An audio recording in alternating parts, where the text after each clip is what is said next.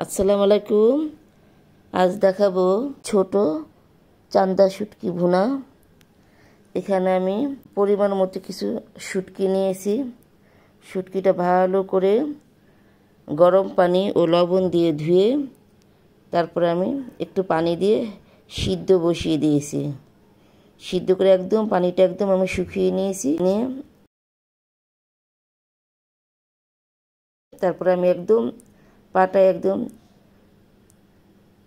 বেটে নিয়েছি, একদম মিহি করে, একটা কাটাও থাকবে না।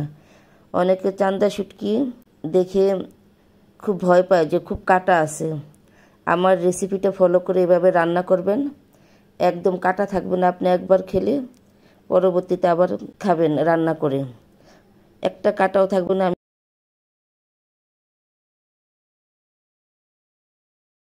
এখানে প্রায় 9-10টা পেঁয়াজ নিয়েছি, 5-6টা কাঁচামরিচ নিয়েছি, 9-10টা শুকনো মরিচ নিয়েছি।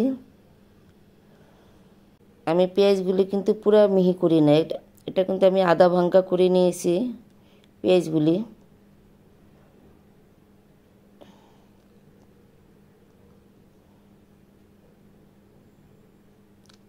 এই ছোট চান্দা শুটকিতে বেশি মশলা লাগে না।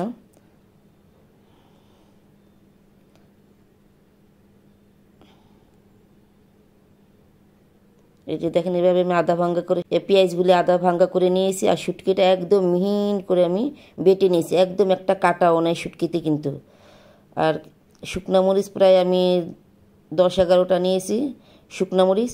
এটা ভালো করে আমি মিহি করে বেটে নিয়েছি শুকনো মরিচটা।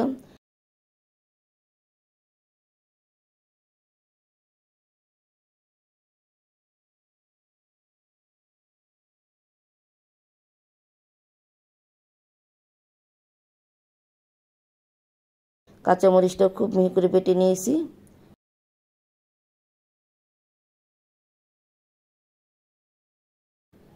আমি এখানে একটা ফ্রাই প্যানে পরিমাণ মতো কিছু তেল দিয়েছি। পরে আধা ভাঙ্গা করে যে পেঁয়াজগুলো আমি বেটেছি, এই পেঁয়াজটা আমি দিয়ে দিচ্ছি। তার সাথে শুটকি, শুকনা মরিচ বাটা, কাঁচামরিচ বাটা, পরিমাণ মতো লবণ, হাফ চা চামচ কিন্তু আমি এখানে অল্প করে হলুদ এত বেশি দেওয়ার কোনো প্রয়োজন নাই। 1 চা চামচ আমি রসুন বাটা দিয়েছি। শুটকিটা আমি কষিয়ে ভালো করে, এই যে আমার মশলাগুলি যা ছিল, মশলাগুলিতে আমি একটু ধুয়ে বাস একটু পানি আর একটু অ্যাড করে বাস পানিটা আমি দিয়ে দেবো শুটকিতে, দিয়ে একটু নেড়ে চেড়ে আমি একটু ঢাকনা দিয়ে দেবো। এই 5-7 মিনিটের মতো থাকবে, প্রায় 7 মিনিট, 7 থেকে 8 মিনিট। এর মধ্যে পানিটা একদম শুকিয়ে গেলে বাস শুটকিটা নামিয়ে নেব। বাস আমার হয়ে গেল ছোট চান্দা শুটকি ভুনা। আপনারা এভাবে বাসায় বানিয়ে খাবেন, আমার রেসিপিটা ফলো করে এভাবে খাবেন, একদম কাটা লাগবে না শুটকিতে, এভাবে খাবেন। ধন্যবাদ।